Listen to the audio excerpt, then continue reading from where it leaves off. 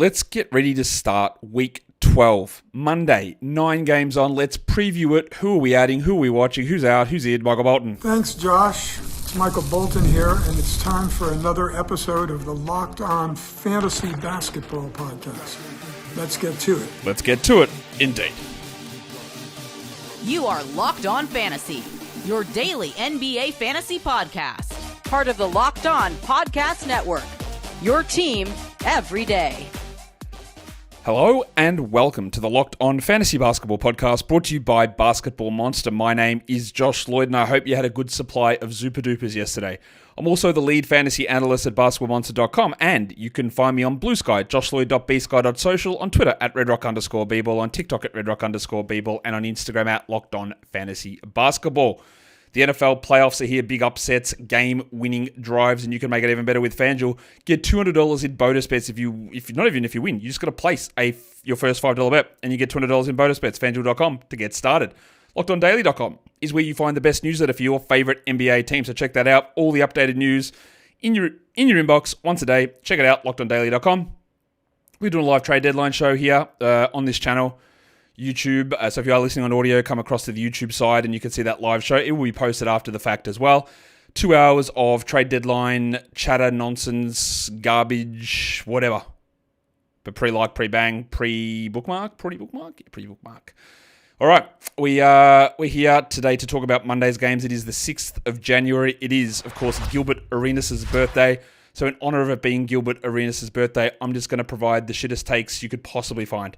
Any opinion that you could think of that would be incorrect, I'm going to try and spurt that out. You'll find them. I'll intersperse them throughout the show, and you could say, that one's for Gil. So be on the lookout. Just check for the a Gil alert. You can even drop it in the comments or in the chat when you see it. Go, that's for Gil. Let's do that. Hashtag that's for Gil. Is that a good hashtag? Do hashtags even work in the chat? Probably not. Or in the comments? I don't care. That's for Gil. That's what we're doing because we have to celebrate the great man. Let's take a look at what we're looking at across these games. I am trying to get a term that I created. Yeah, I definitely created this term called Schedule Plus, a little bit more into the lexicon. Just in terms of me just saying, oh, they've got a good schedule. Oh, it's really working out here nicely. If I just say Schedule Plus, it's a good little period of games. And it's either 3 games in 4 nights, 4 games in 6 nights, 5 games in 7 nights, whatever it is. That's a Schedule Plus. Yes? Bang. First game. Suns. Sixers in Philadelphia. As you know, this is a Schedule Plus spot for Phoenix. They've got 5 games this week. It is a 3.5 point Philadelphia favorite situation. I don't think I'm going to bother reading out what the schedules are for these teams as we move, as I do in most of the shows. I know this is a bit of hyperbole of me talking about this. I'll just talk about whether it's good and give you the schedule plus. And then if you are watching on the video, I'll still have those numbers displayed and you can find them on the schedule analyzer at basketballmonster.com. But I'm not going to tell you they play these, do this. I don't think that's really worth it. I think that might be unnecessary clutter. And I know that description is unnecessary clutter, but providing that unnecessary clutter right now means that I don't do it in other ones. So yeah, Phoenix schedule plus spot for them. Royce O'Neale is likely going to be out. Royce O'Neale is out. Tyus Jones missed the last game with an illness. Osa Ighodaro was also out for Phoenix.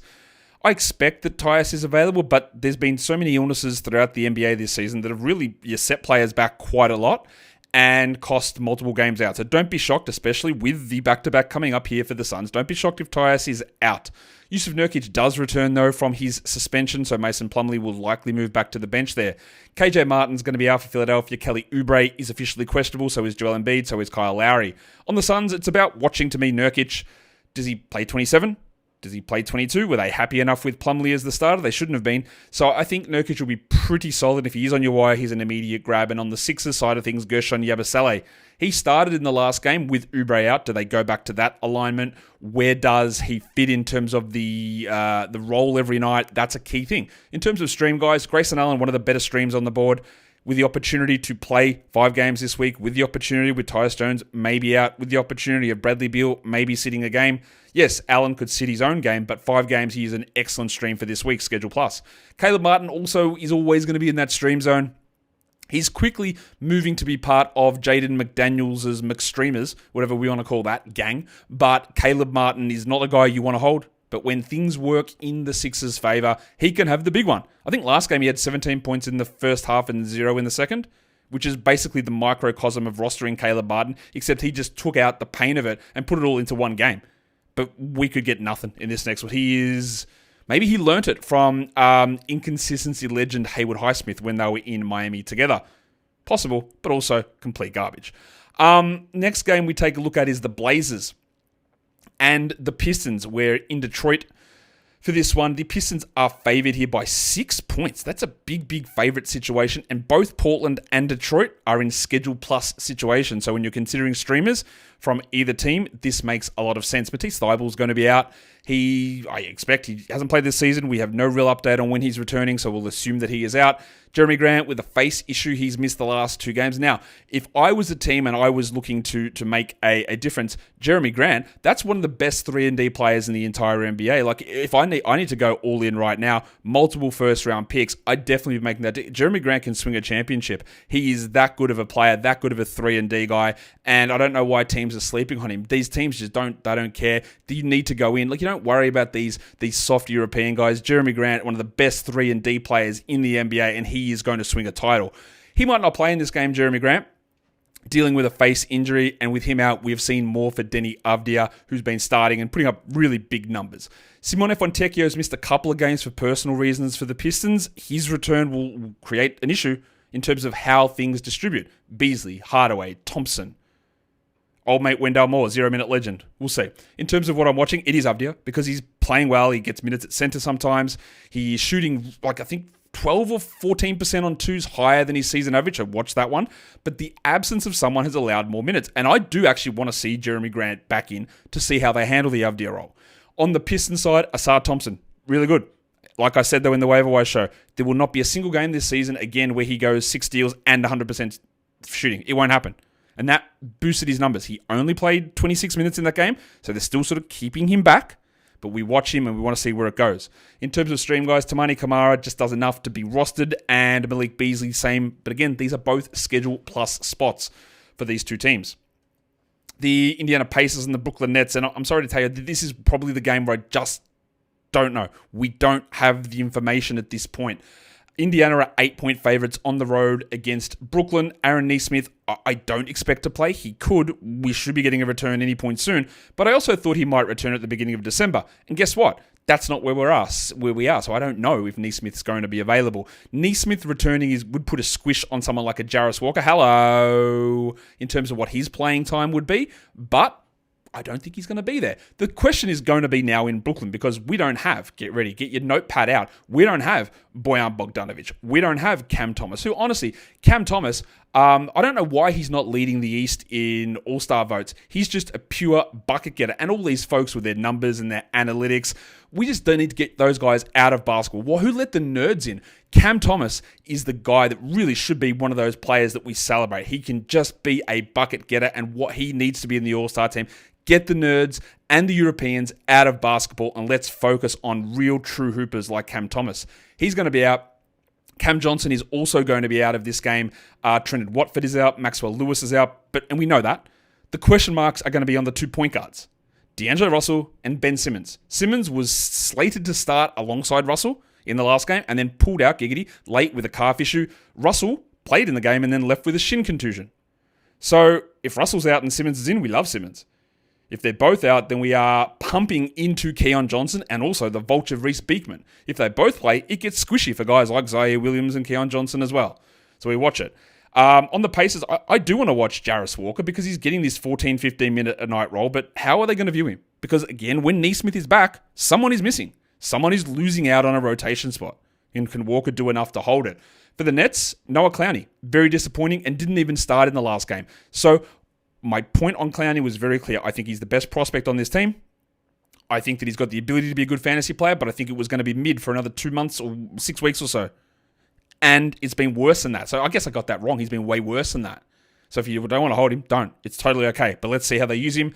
Andy Nembhard's going to be on this stream list for eternity, apparently. And then Keon Johnson is probably the guy. In fact, Keon's one of the better streams of the entire day. And it gets even better if D'Lo or Simmons are out. But be aware, he is a horrendous field goal percentage guy, and that could really hurt. We've got more games to talk about, and we will talk about them because that's what we do here. But today's episode is brought to you by Prize Picks. Yes, it is NBA season. Basketball is heating up as we move towards the All-Star break, trade deadline, and the NBA playoffs. And there's no better way to get real money action than with Prize Picks. You can get your mates, get in contests with your mates, friendly competition, you make some money, just turn that knowledge into cash. More or less is what you do. On the individual stat numbers, you just choose at least 2 players, and then you can win up to 1,000 times your cash. It's on points, it's rebounds, assists, steals, blocks, fantasy points, whatever it is. Just choose more or less, mash them together, and you're done. Get that done under 60 seconds. And when you win, well, you can get paid out in as little as 15 minutes as well. And the Prize Picks Flex Play option, so even if one of your picks doesn't hit, you can still double your money. So now it is the perfect time to join. Download the app today. Use the code LOCKEDONNBA to get $50 instantly when you play your first $5 lineup. That is right. There is no need to win to get that bonus. It is guaranteed. Prize Picks, run your game. Let's run our way into the next game up. We have done 3 of them out of the 9 games on Monday. The next game is the Milwaukee Bucks and my Toronto Raptors. We're in Toronto for this one. No spread available at this point, but Toronto is in a Schedule Plus position. The injuries, they're not that many, thank God. Andre Jackson is questionable. Chrissy Middleton and Yanni are both probable. We expect all probable guys to play at all points. Jackson, it doesn't really matter either way. And then Rowan Barrett, it looks like he is going to return. He's had his illness on and off for about 3 weeks. He missed about 3 games, came back. I think he played 3, then he's missed another 3 or 4. It's been a long time, and hopefully he's ready to return on the Bucks. What they have been doing is, again, in a Glenn Rivers coaching masterclass, they have been limiting Brook Lopez's minutes. Hasn't been going well for them, but they have been. He's been playing 23, 24 minutes, and we have seen this story for like 3-4 times maybe. I feel like we saw it last season. We saw it to begin this season. Then it went back to heavy Brook Lopez minutes. They are playing a lot more Giannis at center and Bobby Portis next to him. I don't think it's working, but that is what they're doing. And if Brook Lopez remains a 23-minute-a-night player, and again, I will state this very clearly, I do not think that he will, and I will not drop him. But if he does remain a 23-minute-a-night player, then you would drop him. Yes, conditional drops. For the Raptors, Manuel quickly, 2 games in, assists are through the roof. How does it all work with Barrett, with Barnes, with Quickly together?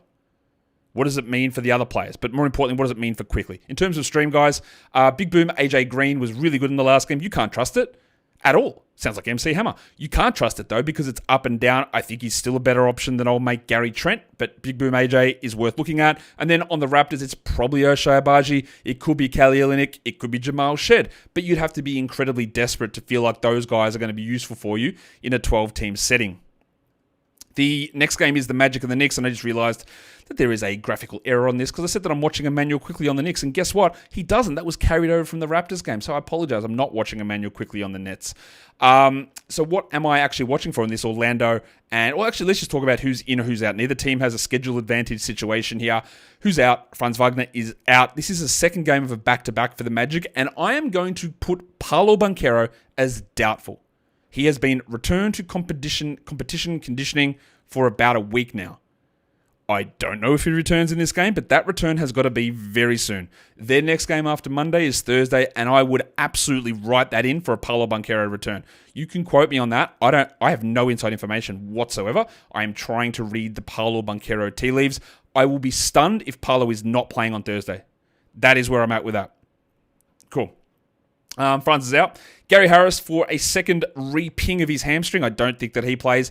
The big question is going to be on Jalen Suggs and Mr. Black. Now, Suggs is out on Sunday, but Black is playing. So, no, you can't call him uncle.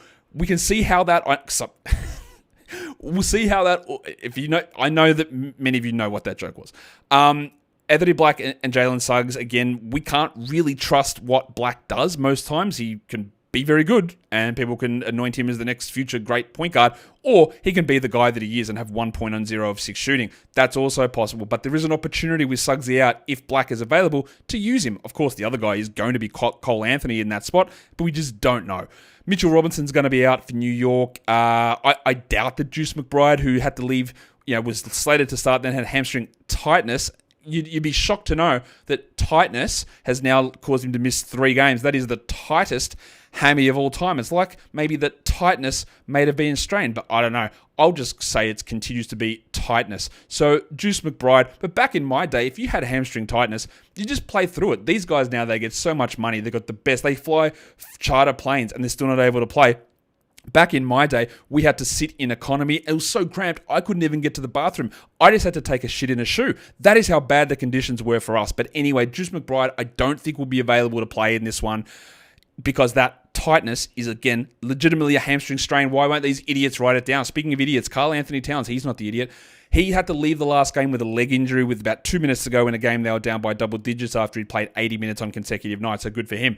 I think Towns might be available to play because there's a maniac in charge, but also it looks like he escaped serious injury. If he is out, of course, we are big sneezing our way through to a mucus-filled line from Precious Achiuwa.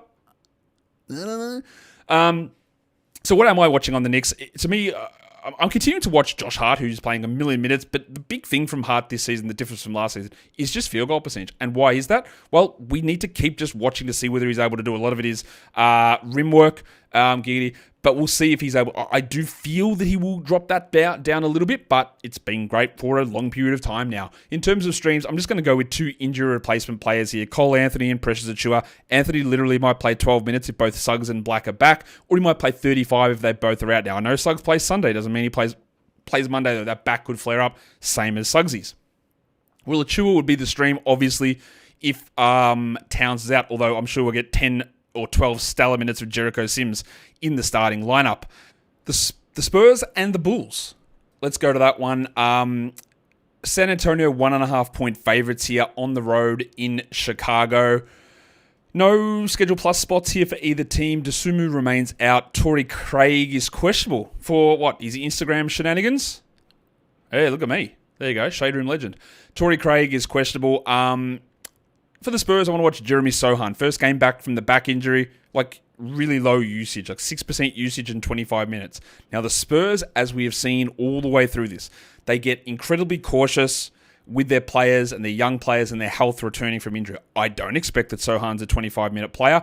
I don't expect that he's a 6% usage player, but we keep watching it to see how quickly it moves back. I think it'll be pretty quickly. And for the Bulls, Patrick Williams' minutes continue to be around 30. They've sent Matas Buzelis to the G League. He played 2 minutes out of the rotation last game. They're an idiot franchise with an idiot owner, and honestly, I'm not sure what's going on with the GM and the coach either. It is terribly run, and I don't think Buzelis is good. But I also know that Patrick Williams isn't, so we'll see what they do with him, I guess. In terms of streaming, Julian Champagny, you could throw him in there along with the horse Keldon Johnson. You do not have Steph Castle, just another reminder to drop Steph Castle in 10, 12, 14-team leagues.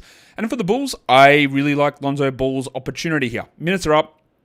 Over 20 minutes a night, more for categories than points, absolutely. But no Dosunmu, so you're probably getting 22 to 23 of Lonzo. And I don't know that that'll last long term. In fact, it probably won't. But for the short term, there we go. We can see some Lonzo Ball value.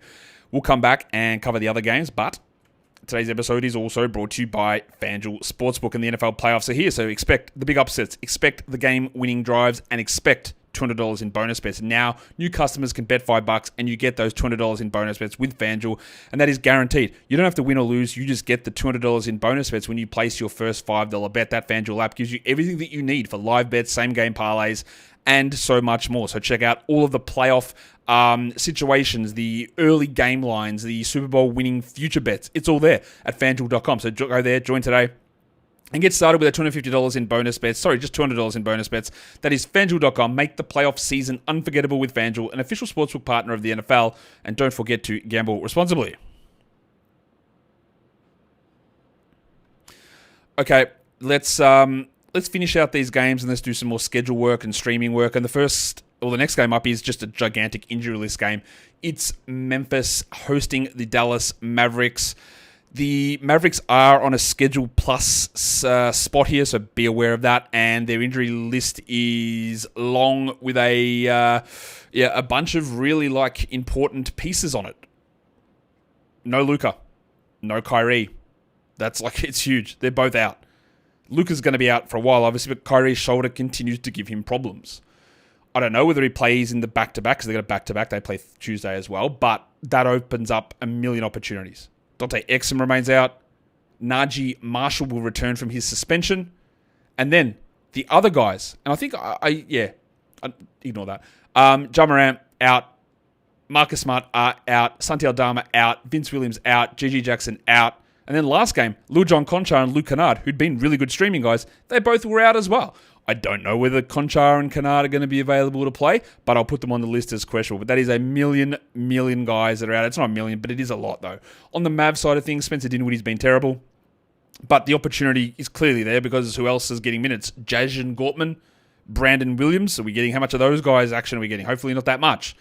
And on the Grizzlies, it's been disappointing from Zach Edey. He came back from a non-concussion. It wasn't a concussion. They called it a migraine-related headache, which they misdiagnosed as a concussion. Shout out to the Memphis Grizzlies injury and health team.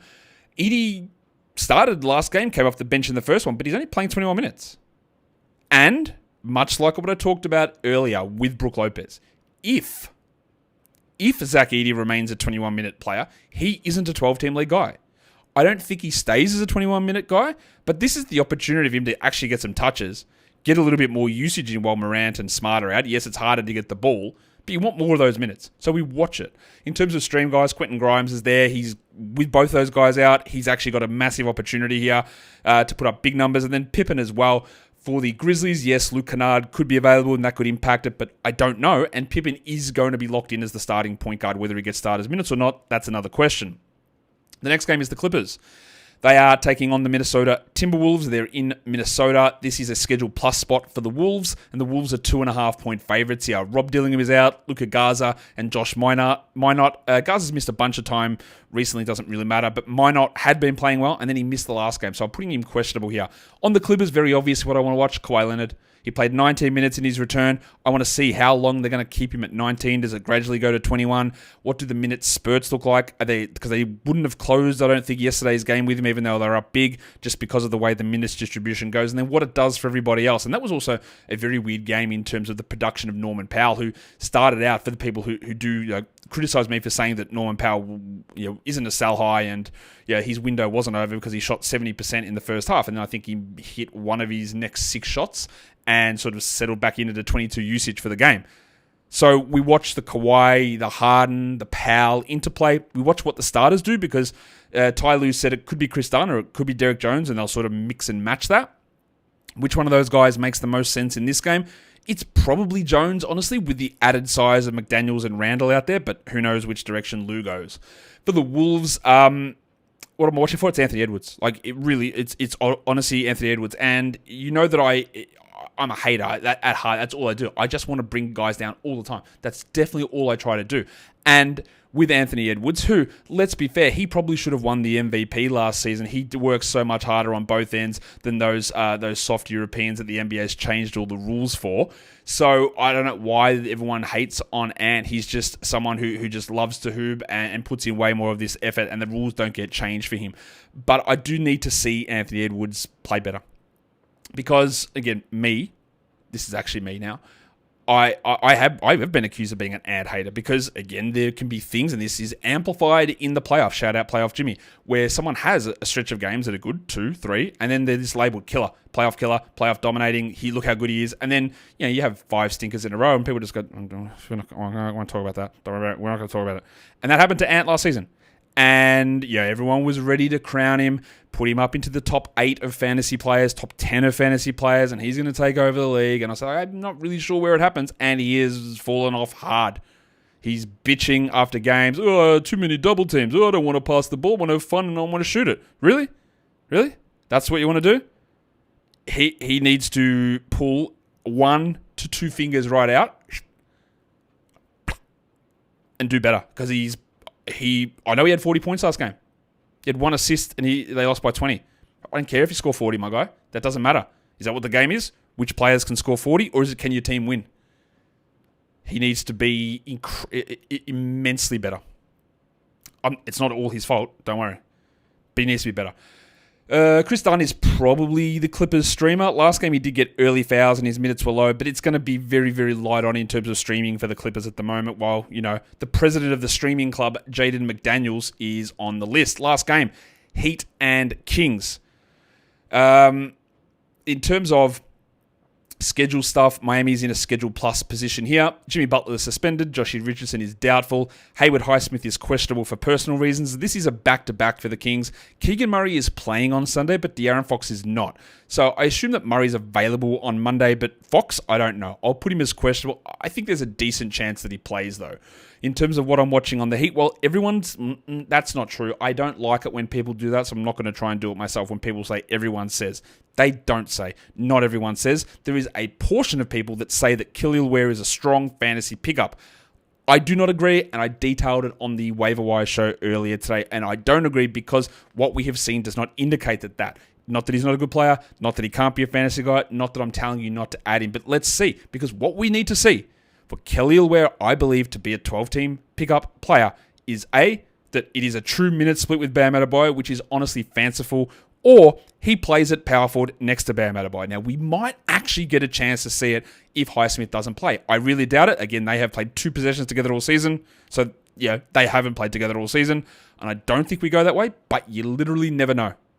And if we get the notification that Ware is starting next to Bam, then yeah, we add. But what we have seen does not indicate that so far. On the stream side of things, we'll put Jovic there, and then Keon Ellis. It will be very interesting to see how Doug Christie uses Ellis when the team is healthy. The time that he did use Ellis, he played 19 minutes, so that's not good enough. But we want to see what happens now that he's had an awakening or he's come to his senses or whatever it is. But we need to see exactly what goes down there. Should we look at some schedule moves? Let's take a look at it. How do we play this schedule? With the back-to-backs Monday, Tuesday, there are 4 teams that we can look at in that position. It's the Mavs, it's the Heat, it's the Timberwolves, and it's the Suns. So they're the 4 teams with the Monday, Tuesday back-to-back. And streaming this week, there is one day where there are no back-to-backs, and that is Friday, Saturday. So if you're going to take advantage of streaming, you've got to hit the Monday, Tuesday back-to-back. And these are the 4 teams that you are paying attention to in that spot. If you want to get chunky and look at the next 5 days, which guys are useful because they play 3 games, 3 streamable games in the next 5 days, it's a list of names we've seen many times. Andrew Nembhard, Yves Missi, Malik Beasley, Patrick Williams, Quentin Briefcase Grimes, and Lonzo Ball. 3 games, 5 nights, all value plays. What about if we look at streaming now to finish off this preview show? The streams of the day, we start with 10-teamers. I do think in category leagues, Lonzo Ball is worth doing. You might get 3 steals, 2 blocks, 5 assists, 5 rebounds. You might get 7 points with 2 threes, but that's still really good. It's still really good. The 12-teamer, I go Keon Johnson. Now, he can really hurt you in terms of field goal percentage, but if we get Russell or Simmons ruled out, Johnson actually moves to the top of this list, I believe. Patrick Williams for 14-team leagues, don't like him. I don't like the value, but in 14-teamers, he's available everywhere. He's got a really solid role. Why wouldn't you? And then in deeper leagues, I'm going to go with Brandon Clark, who's rostered in like 4% of leagues. Bro played 26 minutes last game. He's like a top 160 player. That percentage is just incredibly low. He should be rostered. The 2 points league options, Yahoo points, ESPN points, it's the same bloke. It's the guy that's now getting 31 to 32 minutes a night, and that is Leaky Beasley in Detroit. Let's just run through these lists a little bit more now. For 10-teamers, it's Lonzo, it's Keon, it's Pat Williams, it's the other 2 Keons. Wow, that's got to be a first. Keon Johnson and Keon Ellis, Tamani Kamara there, as well as Michael Beasley. For 12-teamers, you know how all this works. You run down the lists. It's Grayson Allen, who's got great short-term, weak value. Brandon Clark, Chris Dunn, Caleb Martin, Dayron Sharp pops a little bit in the projections, which was interesting. Little Chungus, Nikola Jovic, and then for deeper leagues, throw Khalil Ware in there as well. You've got the back-to-back. You've got the potential of him playing well. You've got Tim Hardaway, Isaiah Stewart, Jalen Wilson, Najee Marshall, Nickeil Alexander-Walker, and the last one on that list who can get those sort of weird out-of-position assists is Jake LaRavia. If we just look at some Yahoo points and ESPN points streaming guys now, the names are the same. The order is different. For Yahoo points, I'm going to go with Beasley, Keon Johnson, Andrew Nembhard, Scottie Pippen, Patrick Williams, and Lonzo Ball. And for ESPN, we go with Leaky Beasley still at the top, followed by Andrew Nembhard, Lonzo Ball, Scottie Pippen, Patrick Williams, and Keon Johnson, understanding that Keon Johnson could easily rise if D'Angelo Russell happens to be out. And speaking of D'Angelo Russell, I don't know why teams treat him like this. He's a guy that just knows how to play the game. He's ready to put in an all-star type second half of the season. He's going to bring the Nets, and forget about this load management stuff. He's going to take them back to the playoffs. And that is the end of the preview for Gilbert Arenas' birthday on January the 6th. You know what to do for me. You give me a thumb, you give me a double bang, and you leave a comment down below. But you also look after yourselves. Be kind, be good, be happy, be fruitful. Guys, we are done here. Thank you so much for listening, everyone. See ya.